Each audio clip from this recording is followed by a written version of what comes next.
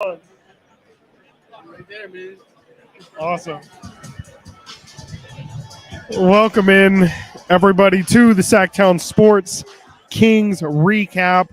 My name is Chris Watkins, coming to you on this Friday night, a good Friday night, as the Sacramento Kings get the dub 139-114 over the Houston Rockets. A nice little two-game series here against Houston. Both games, Kings come up with a 20-plus point victory. That's three straight wins of 20-plus points. I can't remember the last time the Kings or any team really did that. That is incredibly impressive. For to watch the game, it might have not looked as impressive as three 20-point wins sounds. But nonetheless, the Kings did get the result. And to me, that's what I'm going to take from this little two-game series against Houston.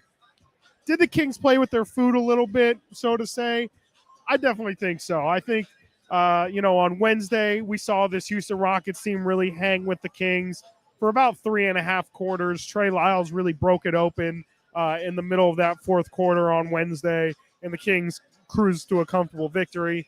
Tonight, it was all about that third quarter, and the Kings absolutely came out in that third quarter after, a pretty lazy first half, frankly. Didn't really force Houston into any turnovers when Houston did not have any semblance of a point guard tonight. I thought that was going to be a big point of emphasis for the Kings, was to really force Houston into making some tough decisions when they don't have their primary ball handler with Kevin Porter Jr. sitting out tonight. But Houston was really, give them credit. They were great in that first half. It was 66-69, a high-scoring game. We've seen that from this Kings team one too many times now.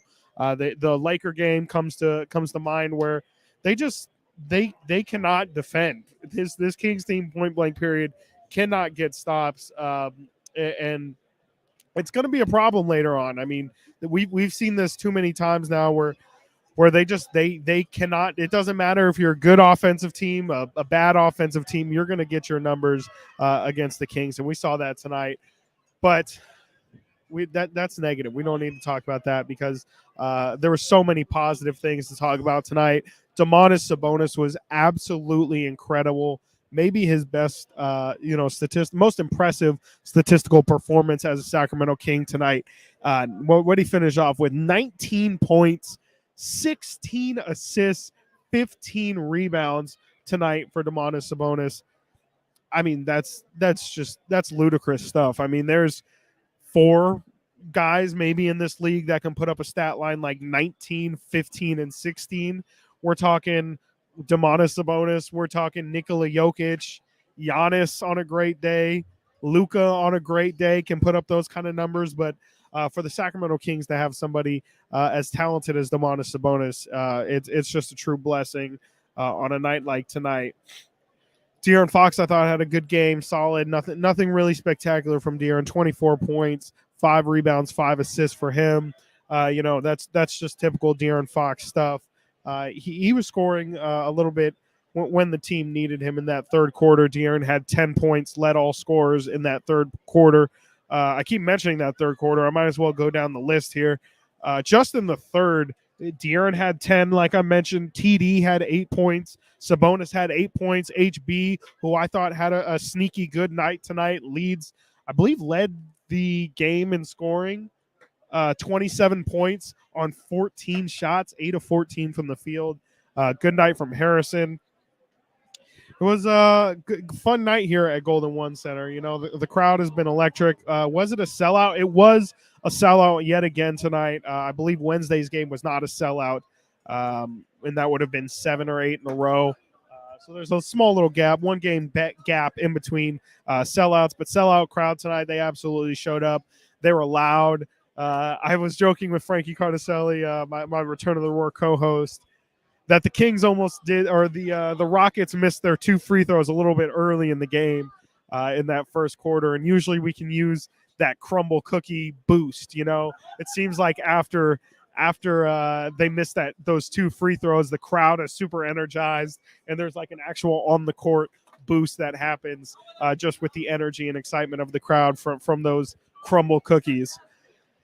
I think the story from tonight what we're going to remember tonight for is probably that little it was not a brawl. It was definitely not a brawl, but a skirmish, if you will, between Malik Monk and Garrison Matthews. Quick side note on Garrison Matthews. I thought he had himself a nice little 2-game series here. When he finished off with 8 points tonight, 2 of 6 from 3. It felt like on Wednesday he made a big impact as well in that game. He's like your Grayson Allen kind of pest. I mean, he's a great shooter. Good on him. I thought he took and made some tough threes, but he is definitely the type of player to get under other guys' skin, and we saw that tonight. I mean, in Malik's defense, I didn't think Malik did anything egregious. Malik's clearly trying to be a troll in that situation and get the ball to the ref. He hit the ball out of his hands. And Garrison was not having it. And you saw them kind of butt heads, come head-to-head. And, I don't think Malik necessarily – I definitely don't think he deserved the ejection. The double tech I thought was probably justified, but I thought it was strange that Malik was kicked out. We saw Chimezi Metu kicked out in that skirmish as well. That didn't really make a whole lot of sense to me. Seemed to me like I don't know if he was necessarily a peacemaker, but I think they described him as an agitator or something like that in the skirmish. So thought that was interesting. And Tari Easton also was kicked out at that moment. So that's probably the most memorable thing about tonight. Jalen Green had himself one heck of what did he finish off with 27 points? That's actually incredible. Jalen Green had himself one heck of a first half, 9 of 14, 25 points in that first half, no assists. And I think coming out of that second half, that was the big difference that I noticed was it seemed like the Kings made it an issue or made it a point coming into that second half that they were not going to allow Jalen Green to do what he did in that first half. Wow. If I'm looking at his numbers correctly here, he was 1 of 7 in the second half, only 3 points after putting up 25 in the first quarter, or I'm sorry, in the first half. Did finish with 2 assists as well. So I think if you're Mike Brown and you're looking at what seemed to be their second half game plan, which was the only way they can win this game is if Jalen Green does drop 50 points, which he was on pace for. And they definitely stopped him, only allowing him to score 2 points and get 2 assists. He did manage to get some assists in this one. So good for Jalen Green for finding a couple of teammates. I thought Jabari Smith. I thought coming into this 2-game series, I was really excited to see the battle of the 2 rookies, Keegan Murray and Jabari Smith Jr. Obviously, the number 3 and number 4 picks in this last year's draft. I think Jabari comes out of this 2-game series probably looking the better of the 2. Jabari with 27 points, 8 rebounds tonight.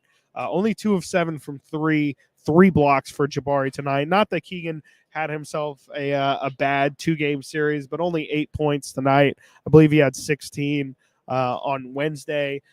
Keegan, they're playing different roles. Clearly, Jabari on this Houston Rockets team is, he's one of 2 or 3 guys that are really Houston's focused on developing right now. So he's going to get a lot of looks.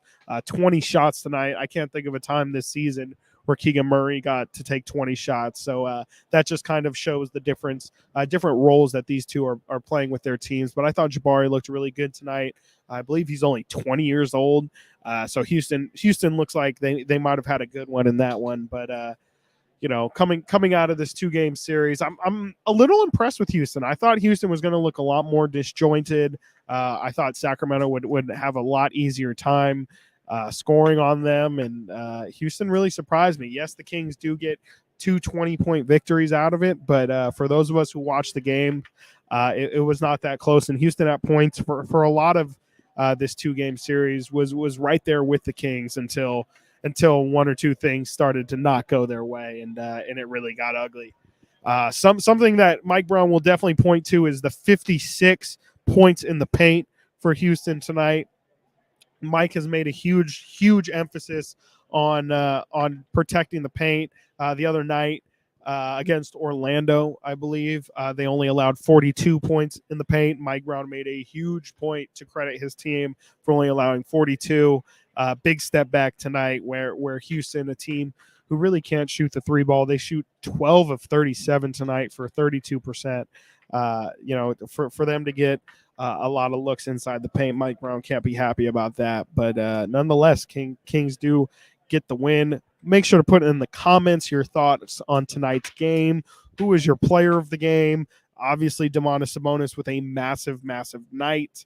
It's probably going to be tough to not give him that player of the game. How about Sabonis? Absolutely, Mike. He was pretty incredible, and he's just been incredible. I mean, we're talking about a guy who has a broken thumb, ladies and gentlemen. He has one thumb that he is playing with, and it hasn't slowed him down even a little. I would argue that since he's came back from that Denver injury or that injury missing a game against Denver, he has looked his best at any point this season. Is this little stretch that he's going through right here. If I can pull up his numbers real quick in these since coming back from injury.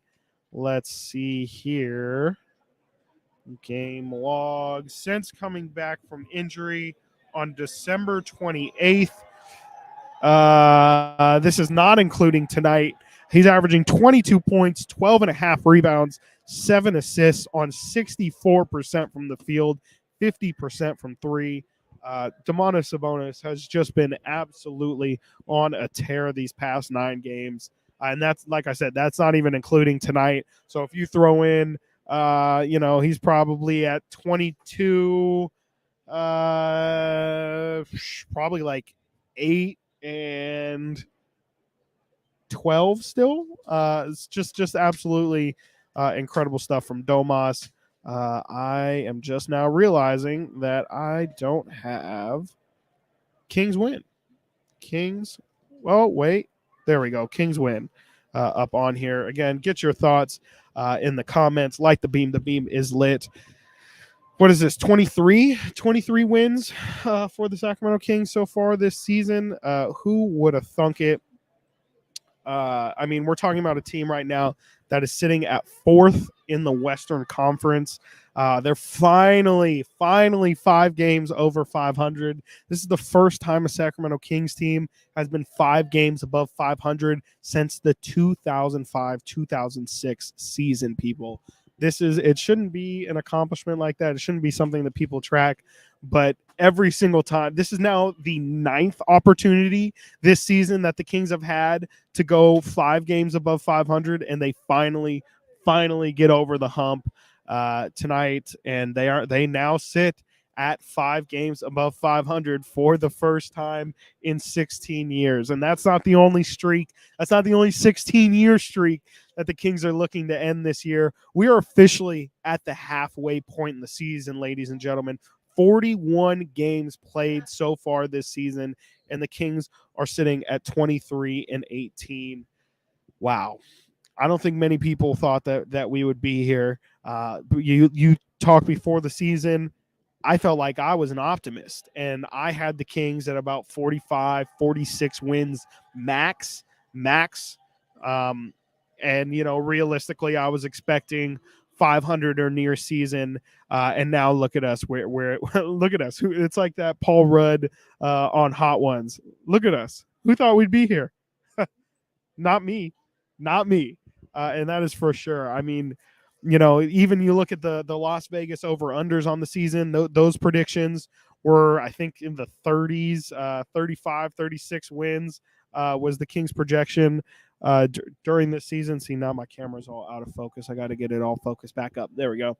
35 wins, 36, I think 36 and a half was the Vegas over-under on the season. So the Kings are looking pretty in terms of just, over exceeding expectations and what this team can do.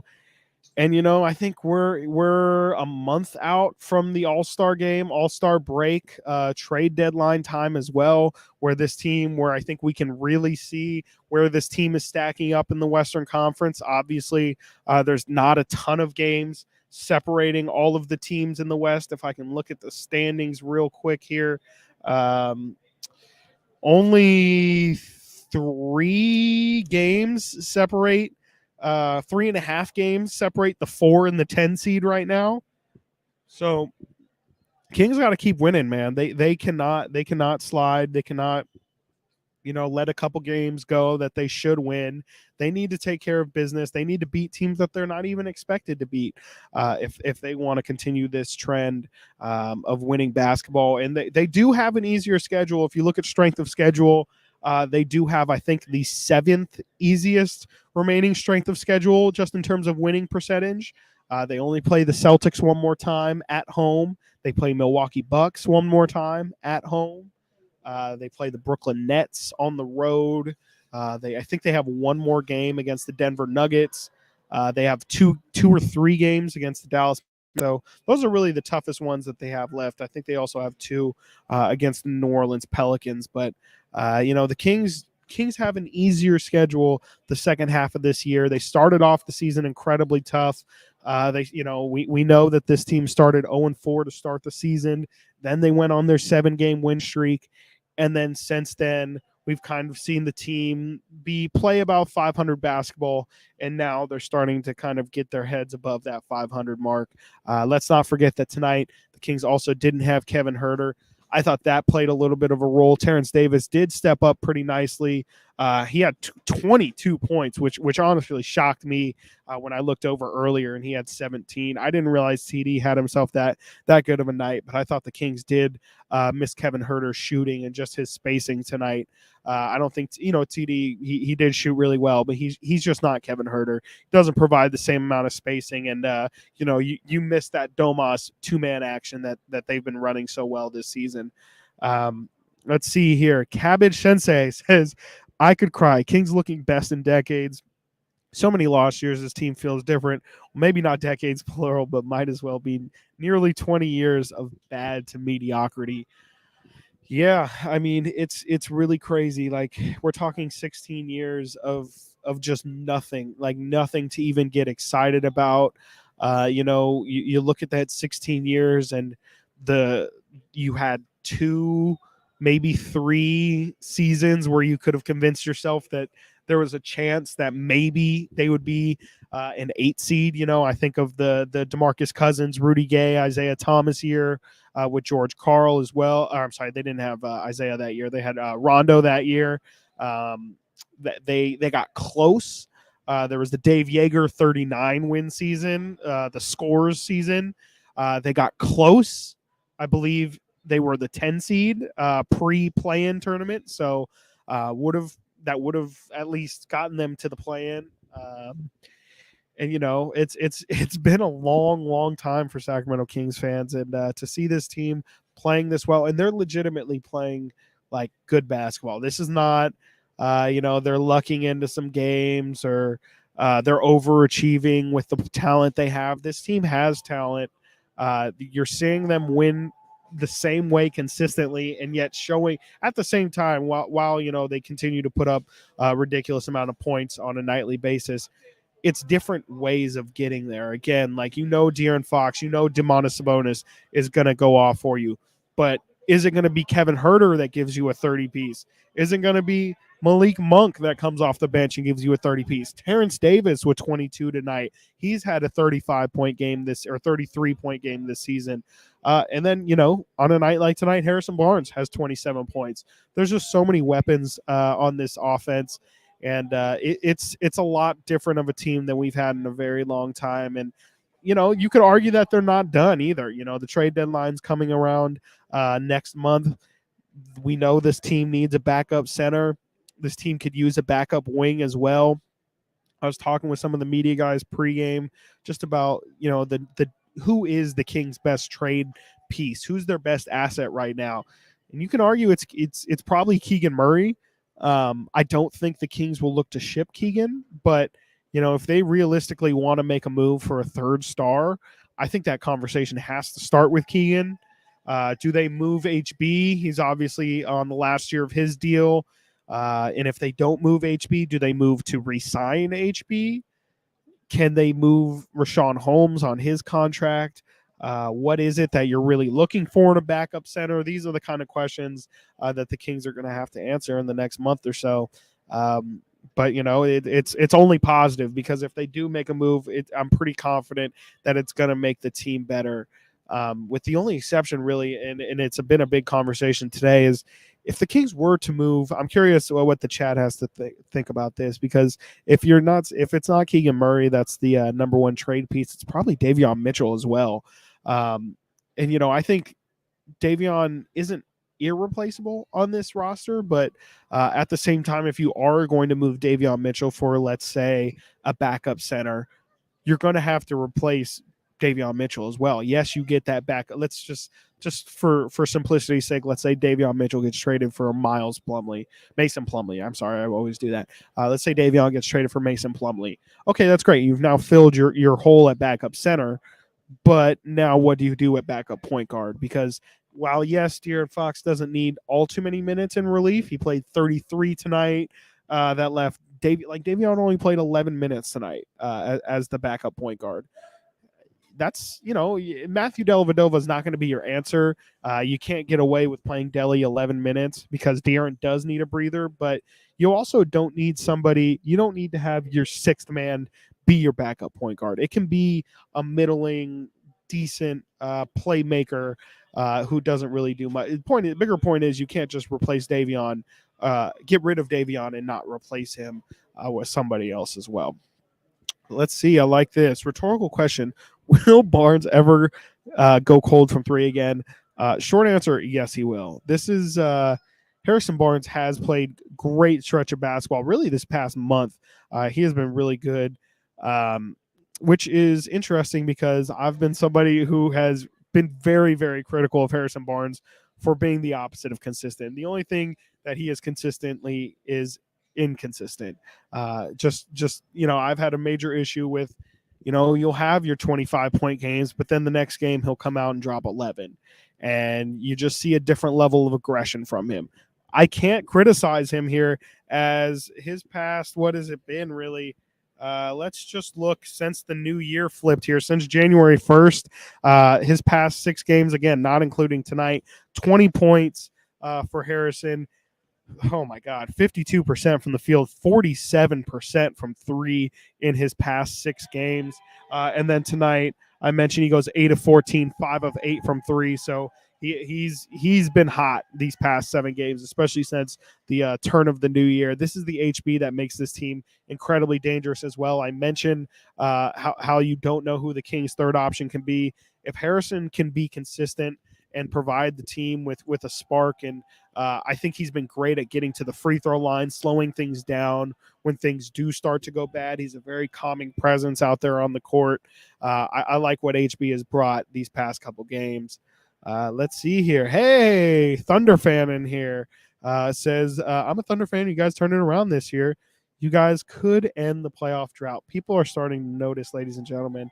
The Sacramento Kings are absolutely starting to become a story outside of Sacramento, but everyone's starting to notice as well.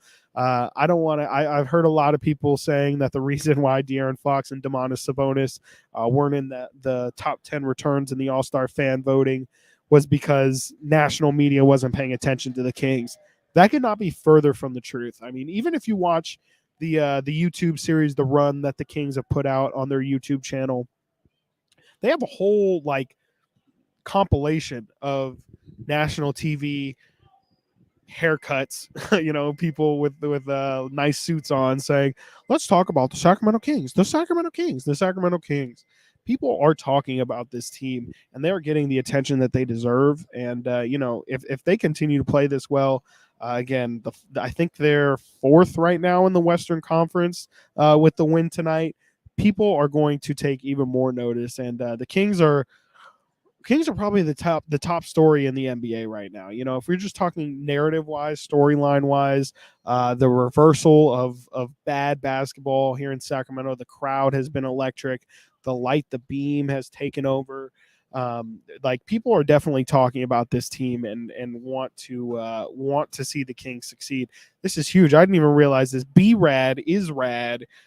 B-Rad says, shout out HB with 4 offensive rebounds. I did not realize HB, did he have 4 offensive rebounds tonight? Let me check this box score. HB had 4 offensive rebounds. Look at that. Someone's been watching some Trey Lyles highlights recently, HB. Good on you. Domantas Sabonis with 5 offensive rebounds. Kings were incredible on the offensive glass tonight. 14 offensive rebounds. Really good stuff from the Kings.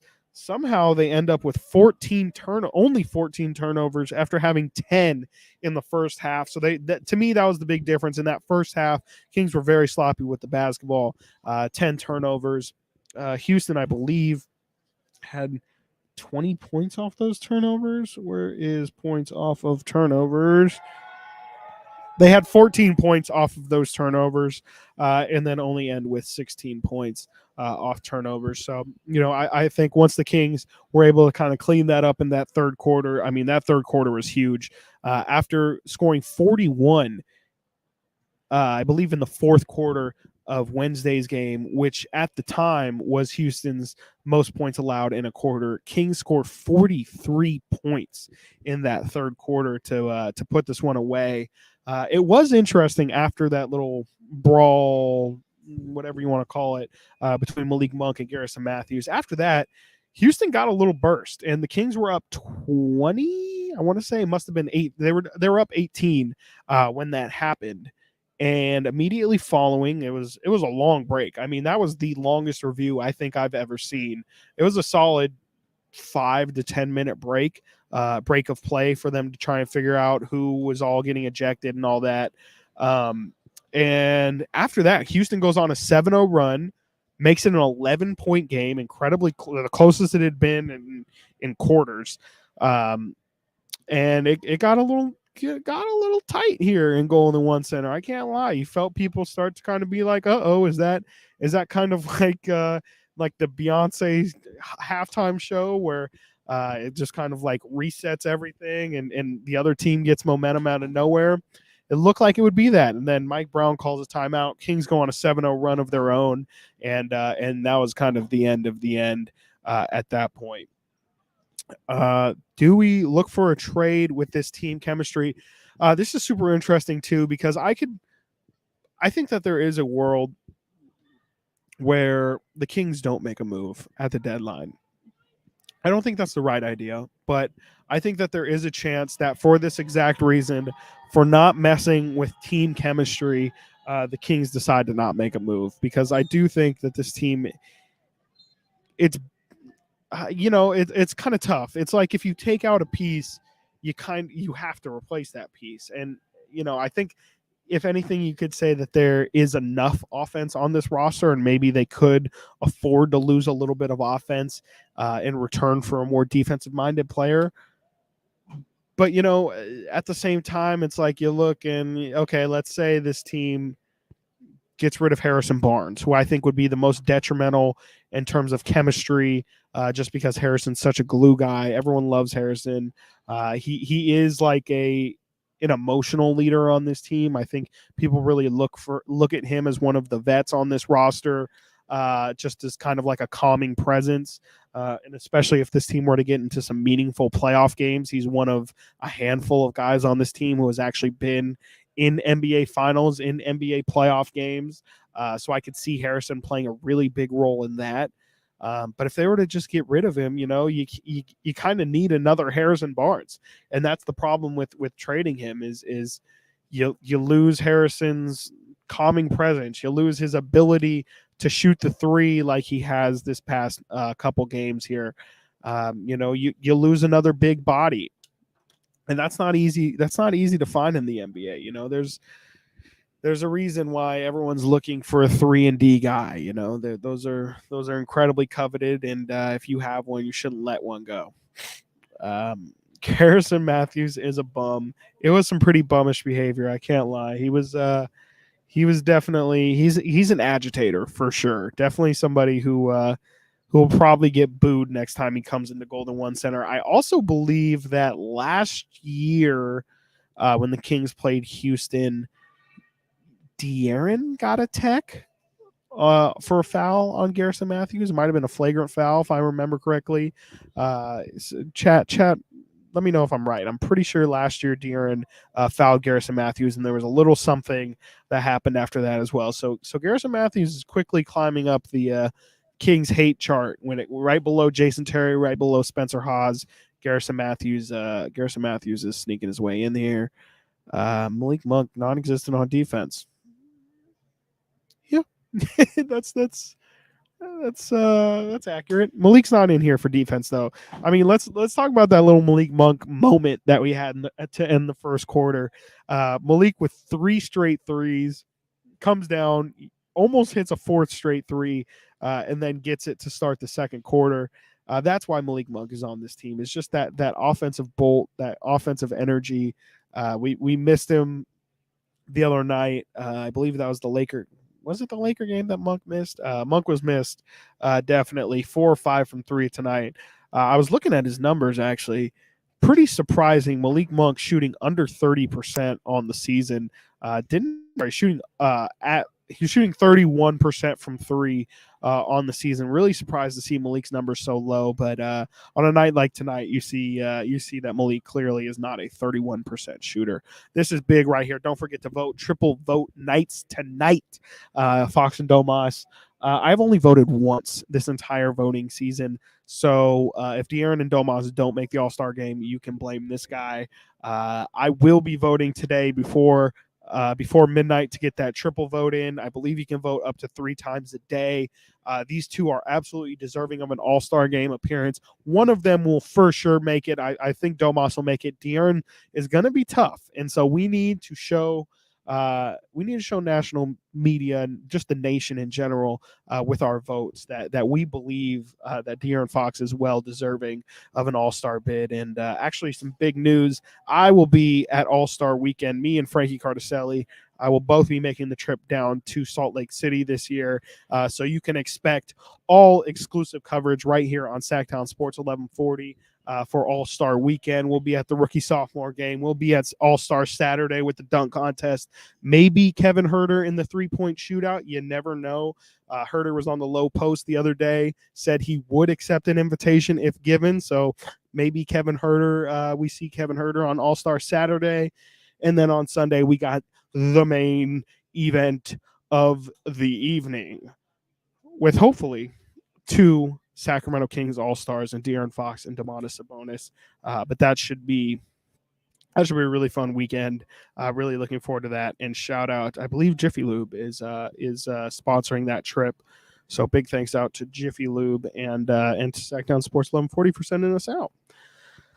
Boogie would have slapped Garrison. That would have been a different story. That is really funny.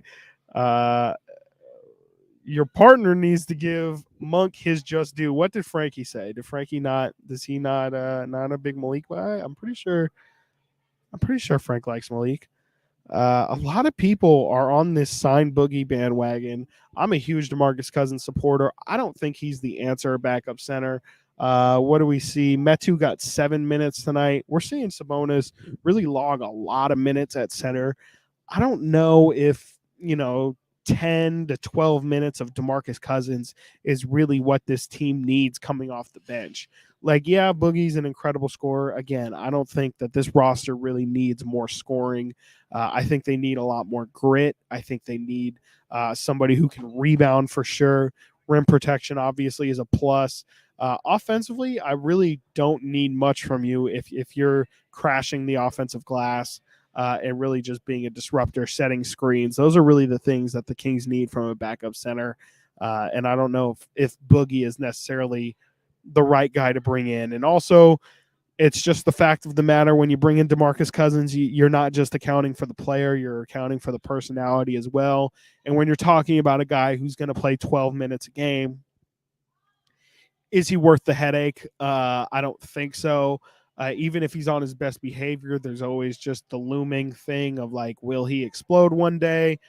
And facts of the matter are, you can just get a less emotional, less risky guy and get a similar level of production. And it's kind of like, if everyone will remember, when Tim Tebow was a quarterback, it's not that it's not that Tim Tebow wasn't a backup quarterback in the NFL. It was just the distraction that came along with having Tim Tebow on your roster, the constant questions of, is Tim going to start XYZ? Kind of a similar probably not as aggressively media forward kind of thing I think would happen with DeMarcus, where it would just be like he kind of would create a little bit too much attention from somebody who's, you know, I don't want to say bottom of the roster, but essentially just somebody who's not that important to the success of the at the end of the day, if that makes sense. Let's see here. How about Keegan Murray's dunk tonight? How about that?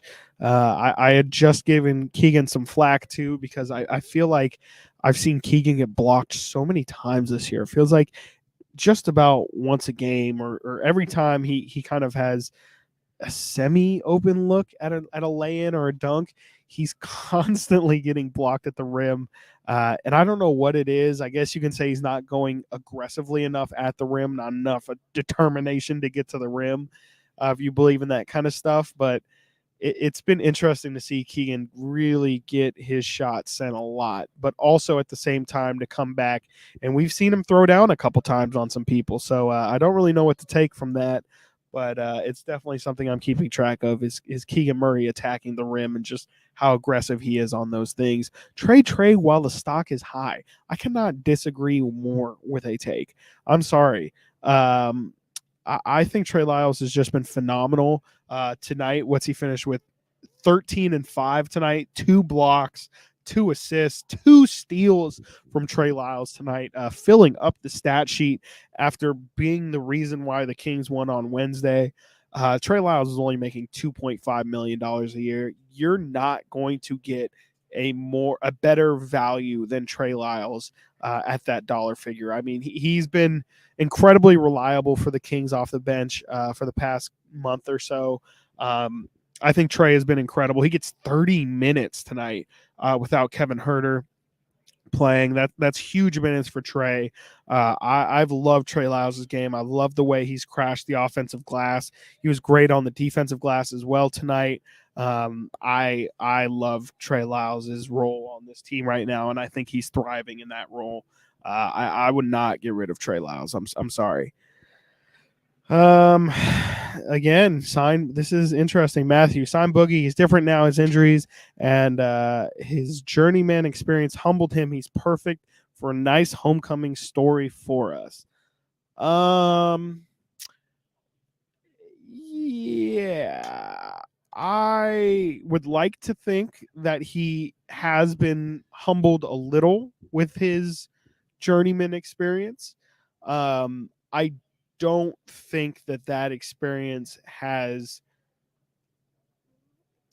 I hear what you're saying, because will he be nearly as big of a distraction or have as many off the court issues as we saw when he was here? No, I don't think so. I think a big part of the bad stuff that came with DeMarcus was because he was the quote unquote leader of the team, the face of the franchise, the guy that everyone was looking towards. That's a lot of pressure, especially when the team is losing. People are going to look at DeMarcus specifically for why they're losing, and it wasn't his fault. And I think that caused a lot of frustration. That would not be the situation here at all. Wins and losses more than likely would not be determined by the play of DeMarcus Cousins. So I hear you. I do hear you on that aspect. It's more just the DeMarcus himself is a very strong personality. And I think that there's a lot of really nice guys on this roster. And not saying DeMarcus can't play with nice guys. I just think his personality might not be the best fit for this team. That's how I'm going to state this. Read into that however you will. I just, I think that you can get a just as productive option, maybe even a younger option, a less broken down body for your backup big, and not have the potential for the extras that come with DeMarcus Cousins. Yes, this is how I feel. Too much chemistry, risk, and distraction if we sign Boogie. I do love DeMarcus to death, but I just can't do it. Give me your final thoughts here as we're going to head off. I do have Kings Weekly tomorrow at 11 p.m. Right here on Sactown Sports 1140 YouTube channel. Also on Sactown Sports 1140 radio waves. Again, Kings Weekly with myself, Chris Watkins, from 11 to noon tomorrow. Please be sure to check in. We'll be talking about the week that was Kings basketball, 3-0 week. Again, Kings win 3 straight games by 20 or more points. After a tough loss to the Lakers last Saturday. They get the win against the Orlando Magic on Monday, the win against Houston on Wednesday, and tonight. And they play again on Sunday at 4 o'clock against the San Antonio Spurs. And then aren't back home until next Friday against the Oklahoma City Thunder. Should be a good one. Again, Kings go 5 games above 500 for the first time since 2006. The beam is lit. The Kings are 5 games above 500. They are the 5 seed right now in the Western Conference. It is good times here in Sacramento on a Friday night. I'm going to get out of here. I'm going to go enjoy myself. I'm going to get ready for tomorrow at 11. Again, Kings win 139-114 here at Golden One Center. My name is Chris Watkins. Y'all have a fantastic night.